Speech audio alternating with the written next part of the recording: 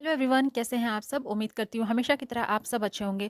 दोस्तों, हम महिलाएं घर के काम तो रोजाना ही करती हैं, पर उन्हीं कामों को अगर हम कुछ स्मार्ट टिप्स और हैक के साथ करें तो वही काम काफ़ी ज़्यादा सरल हो जाते हैं। साथ ही साथ हमारी मेहनत और समय की भी बचत होती है। तो ऐसे ही कुछ यूजफुल टिप्स लेकर आई हूँ जो आपके बहुत काम आएंगे। तो अगर वीडियो ज़रा सा भी हेल्पफुल लगता है तो एक लाइक करिएगा, चैनल पर न्यू है तो सब्सक्राइब करिएगा। तो चलिए आज का ये यूजफुल वीडियो स्टार्ट करते हैं। आज की मेरी पहली टिप है, जब भी हम कोई पैकेट से सामान कंटेनर में फिल करते हैं और तो आप देखते होंगे थोड़ा बहुत तो सामान जो है वो पैकेट में बच ही जाता है। तो उसको हम लोग क्या करते हैं, या तो क्लॉथ पिन लगाकर उसको बंद करके रख देते हैं या फिर रबर बैंड लगाकर उसको बंद कर देते हैं। लेकिन कभी कभार इसमें नमी चली जाती है जिसके कारण हमारा जो सामान है वो ख़राब हो जाता है। खासकर जैसे नमक वगैरह हो गया, अगर इसमें नमी चली जाती है ना तो ये नमक पानी छोड़ देता है। तो इन सब को अगर हम मार्केट जैसा सील पैक करना चाहते हैं तो बहुत ही एक छोटी सी टिप है जिसको यूज़ करने के बाद इन सारे खुले हुए पैकेट्स को आप एकदम मार्केट जैसा सील पैक कर पाएंगे। तो यहाँ पर उसके लिए आपको ले लेना है इस तरीके का छोटा सा एक टुकड़ा फॉइल पेपर का, और इस तरीके से उसके अंदर रखने के बाद यहाँ पर आप ऊपर से चला दीजिए प्रेस। प्रेस चलाने से क्या होता है कि ये अच्छे से आपस में चिपक जाता है, और एकदम जैसे मार्केट से हम खरीद कर कोई नया पैकेट लेकर आते हैं ना तो एकदम सील पैक रहता है, बिल्कुल वैसा ही ये एकदम पैक हो जाएगा। तो इसके बाद आपका जो पैकेट में सामान है उसमें नमी जाने का डर भी नहीं रहेगा, और वो इधर उधर बिखरेगा भी नहीं। तो इसी तरीके से हम नमक के पैकेट्स को भी सील पैक कर सकते हैं, या फिर जैसे बिस्किट हो गया या नमकीन के पैकेट्स होते हैं ना जिसके अंदर नमी चली जाती है, जिसके बाद वो बिस्किट नमकीन बिल्कुल भी खाने लायक नहीं बचते हैं। तो इस तरीके से आप उन सब पैकेट्स को सील पैक कर सकते हैं। उम्मीद करती हूँ ये वाला टिप आपको ज़रूर पसंद आया होगा। तो देख लेते हैं अब अगली टिप कौन सी है। इस तरह के मेटल बैंगल्स सबके पास होते हैं, लेकिन बहुत ज़्यादा यूज़ करने के बाद आप देखते होंगे इसकी शाइनिंग खत्म हो जाती है, या फिर ये टेढ़े-मेढ़े हो जाते हैं, तो जिसके बाद इसको हम लोग पहनना बिल्कुल भी पसंद नहीं करते हैं। तो ये ऐसे ही घर में पड़े रहते हैं। तो इनका भी एक बहुत ही अच्छा ऑर्गेनाइज़र हम बनाकर तैयार कर सकते हैं, जो आपके बहुत काम आएगा। तो कई बार होता है ना कि हम क्लॉथ पिन यूज़ करते हैं कपड़े वगैरह टाँगने के लिए, तो जब हम जैसे कपड़ा वगैरह डालने जाते हैं तो उस वक़्त समय पर हमें क्लॉथ पिन मिलती नहीं रहती हैं, या फिर अगर हम ले जा रहे होते हैं तो हाथ में हमें ठीक से पकड़ के ले जाना पड़ता है, जिसके बाद काफ़ी ज़्यादा दिक्कत होती है। तो इसको एज़ ए ऑर्गेनाइज़र हम यूज़ कर सकते हैं। एक चूड़ी में आप देख सकते हैं कितने सारे क्लॉथ पिन यहाँ पर हमारे आ जाते हैं। तो इसको इस तरीके से लगाने के बाद आप कहीं पर भी हैंग करके रख सकते हैं, जो आपको समय पर मिल भी जाएँगे, और जितने भी हमारे क्लॉथ पिन हैं वो एक जगह रहेंगे भी। बिल्कुल भी खोने का डर भी नहीं रहेगा। तो इस तरीके से हम पुराने जो बैंगल्स हैं उनका भी यूज़ कर पाते हैं, और साथ ही साथ हमारा एक काम भी अच्छे से हो जाएगा। तो उम्मीद करती हूँ ये वाला टिप भी आपको ज़रूर काम आएगा। तो चलिए बढ़ते हैं अगले टिप की तरफ। कई बार होता है ना हम लोग से या फिर बच्चों से ही, तो नमकीन और बिस्किट के जो पैकेट्स होते हैं ना वो खुले रह जाते हैं, जिसके कारण उसके अंदर नमी चली जाती है, और वो एकदम इस तरीके से मुलायम हो जाते हैं, जिसके बाद उसको खाना कोई भी पसंद नहीं करता रहता है, और वो हमारा वेस्ट हो जाता है, ऐसे ही बर्बाद चला जाता है।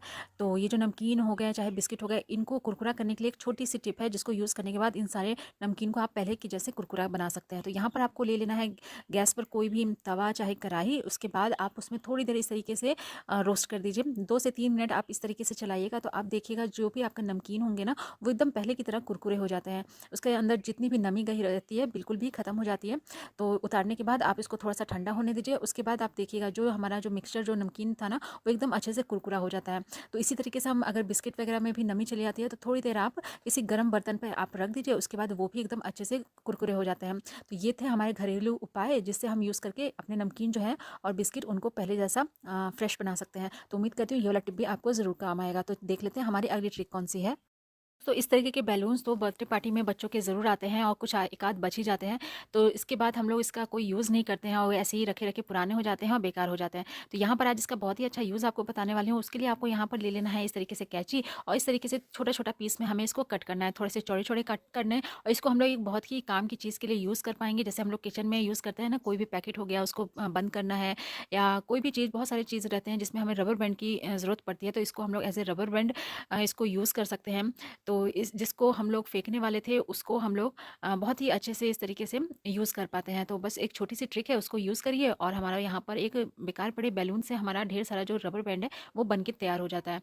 तो होता है ना कि इस तरीके से कोई पैकेट अगर खुला है तो उसको हम बंद करके रखते हैं, तो वहाँ पर हमें रबर बैंड की ज़रूरत पड़ती है। तो इस तरीके से बैलून से बनाकर हम रबर बैंड घर में ही आराम से तैयार कर सकते हैं। तो उम्मीद करती हूँ ये वाला टिप भी आपको ज़रूर पसंद आएगा। तो चलिए देखते हैं हमारी अगली ट्रिक कौन सी है। अभी जैसे ठंडियाँ हैं तो इसमें संतरे वगैरह बहुत ज़्यादा मिलते हैं, लेकिन क्या होता है अक्सर आप देखते होंगे संतरे वगैरह खाने से बच्चों को सर्दी जुकाम हो जाता है, या फिर खासकर उस टाइम जब हम डायरेक्ट उसको फ्रिज में से निकाल कर और बच्चे खाते हैं ना, तो उस टाइम तो सर्दी ज़रूर हो जाता है। तो आप एक काम करिए, जब भी आप इस तरीके से बच्चे खाने वाले हों या फ्रिज में से आप संतरा निकाल के बच्चों को देने वाले हैं, तो सिर्फ 2 सेकंड के लिए आप गैस पर इस तरीके से संतरे को रख दीजिए। तो इसके अंदर की जितनी भी ठंडक होगी ना वो ख़त्म हो जाएगी। उसके बाद आप बच्चों को इसको छील के दीजिए, देखिएगा बिल्कुल भी बच्चों को जो सर्दी जुकाम वाली जो प्रॉब्लम आती है वो नहीं होगी। दोस्तों ये छोटी सी टिप है लेकिन बहुत यूज़फुल है, एक बार इसको ज़रूर ट्राई करके देखिएगा। तो जब भी हम इस तरीके से गैस पर इसको गर्म कर देते हैं तो इसकी जो ठंडक है ना वो ख़त्म हो जाती है, और इसके बाद बच्चों को बिल्कुल भी इसको खाने से सर्दी जुकाम नहीं होता है। तो एक बार इसको ज़रूर ट्राई करके देखिएगा, उम्मीद करती हूँ ये वाला टिप भी आपको ज़रूर काम आएगा। बढ़ते हैं नेक्स्ट टिप की तरफ। तो क्या होता है ना कि किचन में जब हम लोग फर्श पे इस तरीके से सिलेंडर रहता है तो कई बार देखते होंगे नीचे जंग का निशान लग जाता है। काफ़ी दिन तक जब सिलेंडर रखा रह जाए तो उसके नीचे है ना जंग का निशान लग जाता है, जो कि जल्दी हटता नहीं रहता है, और समय पर इसको हम नहीं हटाते हैं तो ये काफ़ी ज़्यादा एकदम पक्का हो जाता है। तो जब भी अगर इस तरीके से सिलेंडर का दाग लग जाए तो इसको हटाने का एक छोटा सा ट्रिक है। यहाँ पर आपको ले लेना है आटा और इस तरीके से उसके ऊपर डाल देना है। उसके बाद हमें यूज़ करना है हार्पिक। तो यहाँ पर हमने आटा इसीलिए यूज़ किया है क्योंकि अगर हार्पिक को हम डायरेक्ट अगर टाइल्स वगैरह पे रखते हैं तो वहाँ पे टाइल्स हमारा ख़राब होने का डर रहता है। तो अगर हम आटे के साथ इसको यूज़ करेंगे तो ये बिल्कुल भी नुकसान नहीं करेगा। उसके बाद थोड़ा-सा इस पर डाल दीजिए आप पानी, और उसके बाद इस तरीके से एक कंघी लीजिए और उस पर बना दीजिए इस तरीके के एक पुराना मोजा। तो यहाँ पर अगर हम कंघी यूज़ करेंगे तो उससे हमारी जो पकड़ है वो काफ़ी ज़्यादा मजबूत बनेगी और इसको हम अच्छे से क्लीन कर पाएँगे। और इस तरीके से रब करते हुए आप देखिएगा थोड़ी देर में ही जितने भी जंग के निशान लगे रहते हैं ना फर्श पर बिल्कुल साफ़ हो जाता है, और इस तरीके से हम इस पूरे जो टाइल्स होते हैं ना उनको भी अच्छे से क्लीन कर पाते हैं। तो इस तरीके से फर्श पे जो जंग के निशान लग जाते हैं उनको भी हम अच्छे से क्लीन कर पाते हैं। तो यहाँ पर हमने सिलेंडर के लगे हुए दाग को अच्छे से साफ कर लिया है, बस एक कंघी और मोजे की मदद से। तो उम्मीद करती हूँ ये वाला टिप भी आपको ज़रूर पसंद आया होगा। तो ये थी आज की कुछ यूज़फुल टिप्स और ट्रिक्स जिनको यूज़ करके हम अपने रोज़ के कामों को आसान बना सकते हैं। उम्मीद करती हूँ आज का वीडियो आपको ज़रूर पसंद आया होगा। अगर आज के वीडियो में आपको कुछ भी ज़रा सा भी हेल्पफुल लगा है तो प्लीज़ वीडियो को एक लाइक करिएगा, चैनल पे न्यू है तो सब्सक्राइब करिएगा और ज़्यादा से ज़्यादा शेयर करिएगा अपने फैमिली और फ्रेंड्स में, ताकि वो भी इन सारी ट्रिक्स को यूज़ कर पाएँ। मिलती हूँ कल नए एक वीडियो के साथ, तब तक के लिए गुड बाय।